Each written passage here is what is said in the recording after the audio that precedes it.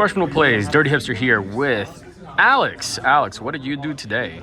Came in top 8 with Imperialdramon. Imperialdramon. Ah, I guess the mat wasn't a foretelling to that. No, this is one of my favorite mats. I just got it, and I love it. It's my favorite, one of my favorite mats right now. It's Chicken Moment is Gloria. Watch that. Alrighty. So you played Imperialdramon. What was your record leaving Swiss? So leading Swiss, I only lost once. I was 4-1 going into Top Cut. I think in terms of Top Cut, I came in like 3rd into the top 8 people. And then in Top Cut, unfortunately, I lost round 1 against Yellow Vaccine, very good player.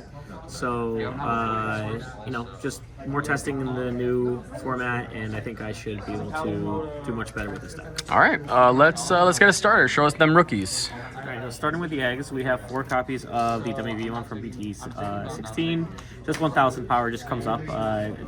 This format has a lot to do with like minus DP reductions, all that stuff. So just 4 copies of that. I think it's better I get this format. And then 1 copy of the WV. This is the pre-release one from BT12. It's Imperial, so we're gonna have a green Digimon at some point in the future.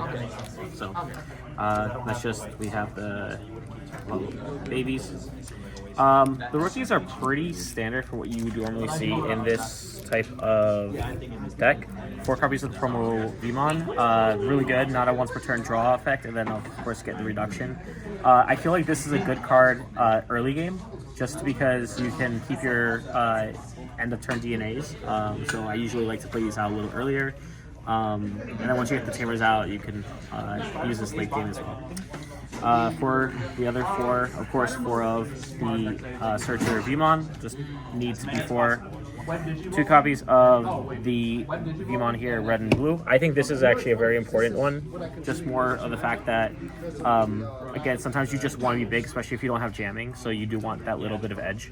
And then 3 copies of Wormmon. Again, same thing as Vmon, searches a Davis, searches a Ken. We play Davis and Ken, so it searches all our tamers and anything with free or Imperialdramon name. Pretty standard. We're gonna go into our level 4s are kind of different, I think.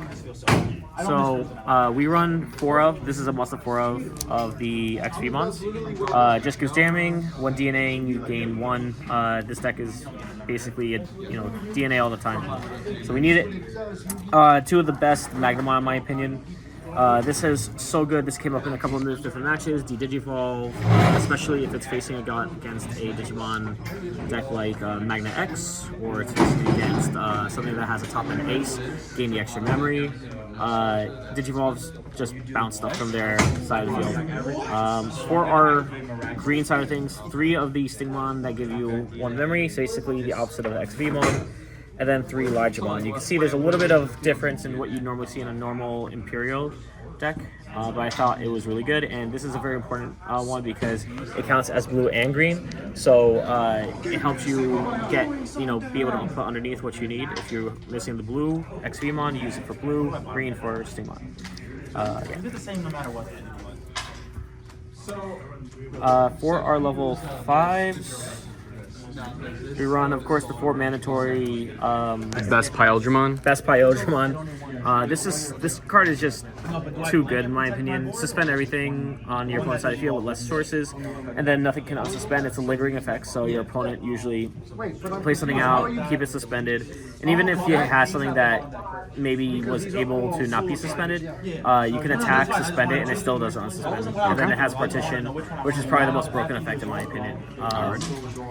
We play 2 more level 5s, 1 of the Pyldramon from the starter deck, just being aggro when you need to be aggro, and then for our top end we also run this Pyldramon. It came up once against Numemon, and when you Digivolve, even if it's just a normal Digivolve, you strip the top 3 of all their Digimon, so they lose a lot of their ability to recur back pieces for a Numemon. Getting rid of the Numemon X's, getting rid of their +1 security, their blockers. Yep. This just is so good, and the inherited is very important as well. So that's our level 5s. This is where probably you'll see the most changes in most deck lists.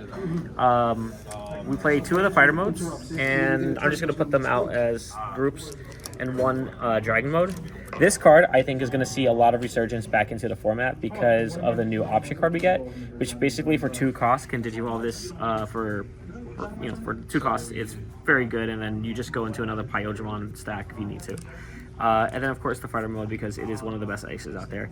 And then, of course, our crown jewel to this deck is the Magnamon X. This is more like a Magnamon Imperial build. So the idea is that you swing twice with the Imperialdramon, and then you are able to get into Magna X for pretty much nothing, if you could. And then swing 2 more times, and then you get a blocker that's unaffected by everything. Essentially, and it's very hard to out this card.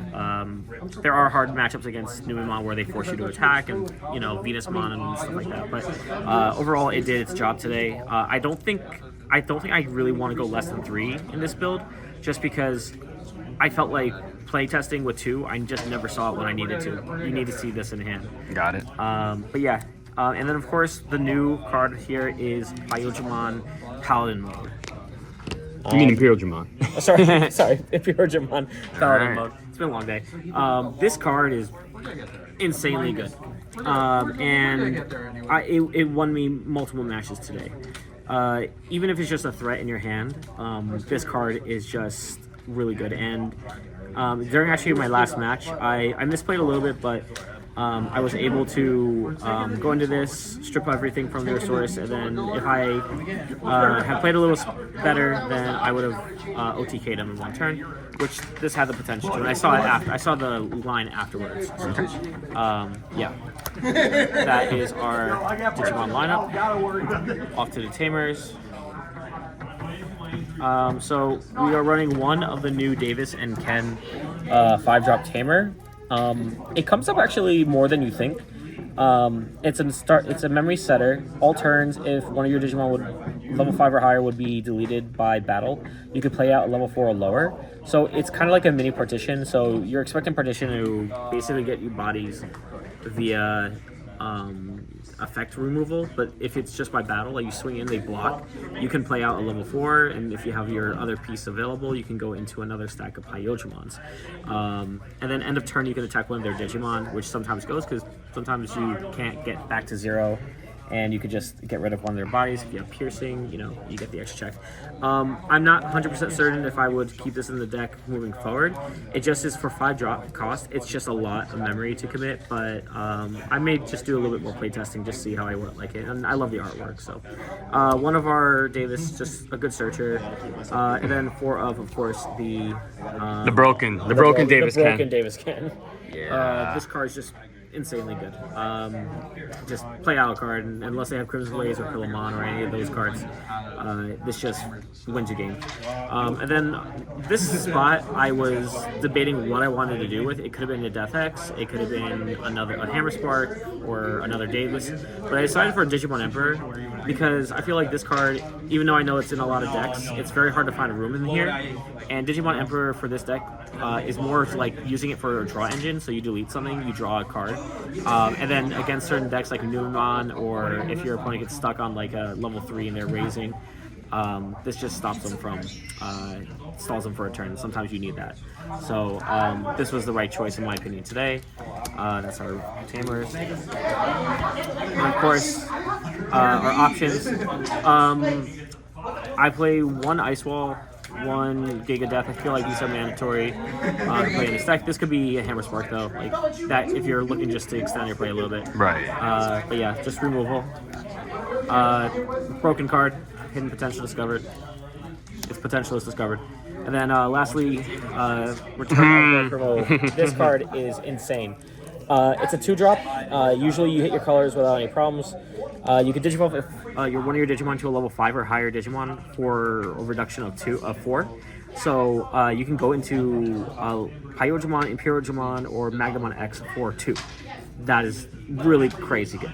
And even if you don't get that, even if you don't have it, it's a May effect, so you could just play it out, leave it out there. And if one of your Digimon would leave by deletion, battle, or effects, you can use the effect, delay effect. You can send it to the trash to Digivolve into a Imperialdramon in name from your hand. So that's like the new one here. Got it. Where are we? These 1, 2, 3. So those are our targets for that. Okay. But overall, I like this deck. I think it worked very, very well today. I think Magna X is a great answer to a lot of the meta out there. I might try a more pure version on the next tournament, but I think this deck worked wonders today. All right. Well, good job, Alex. Top 8 performance, and we hope to see you again in the top tables again. Hopefully every day. All right, and this is Dirty Hipster signing out.